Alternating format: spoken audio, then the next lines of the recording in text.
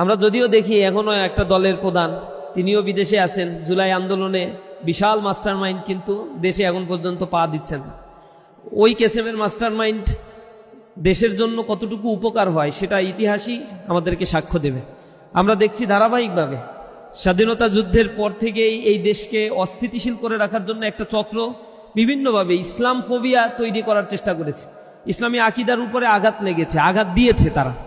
আমাদেরকে পঙ্গু করে দেওয়ার জন্য নিষিদ্ধ ঘোষণা করা হয়েছে, জাতীয় নেতৃবৃন্দকে ফাঁসির কাস্টে ঝুলানো হয়েছে, আমাদেরকে সাপ্রেস করা হয়েছিল, দুর্বল করা হয়েছিল, আমাদের ভিতরে বিবাদ বিসম্বাদ তৈরি করার জন্য ইসলামী আকিদা সম্পূর্ণ মানুষদের ভিতরে বিভাজন তৈরি করে দেওয়া হয়েছিল। আমাদের এই দীর্ঘ পথ পরিক্রমায় 54 বছরের উত্থান পতনের ইতিহাস পেরিয়ে আজ আল্লাহ রাব্বুল আলামিন আমাদেরকে একটা মোক্ষম সময় দান করেছেন, এবং সেই সময়টা কেমন হতে পারে সেটা আমাদের তৎপরতার উপরে নির্ভর করবে। আল্লাহ রাব্বুল আলামিন সূরা কাসাসের প্রথম রুকুতে আমাদেরকে উদ্দেশ্য করে এমন কিছু ঘটনা বর্ণনা করেছেন যেটা আল্লাহ রাব্বুল আলামিন বলছেন ইমানদারদের জন্য এটা একটা বড় শিক্ষার বিষয়।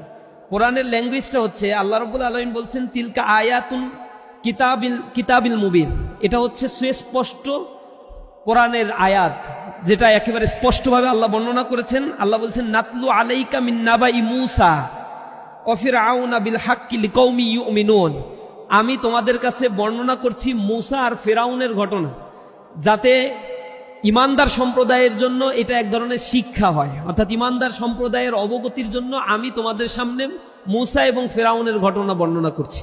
আল্লাহ রাব্বুল আলামিন সূরা কাসাসের 4 নম্বর আয়াতে বলছেন ইন্না ফিরআউনা আলা ফিল আরদ, নিঃসন্দেহে ফিরআউন জমিনে ফ্যাসাদ সৃষ্টি করে ফেলেছিল। এরপরে আল্লাহ বলছেন ওয়াজা আলা আহলাহা শিয়াআন, সে তার জনপদের অধিবাসীদের মধ্যে বিভাজন তৈরি করে ফেলেছিল, দলে দলে বিভক্ত করে ফেলেছিল।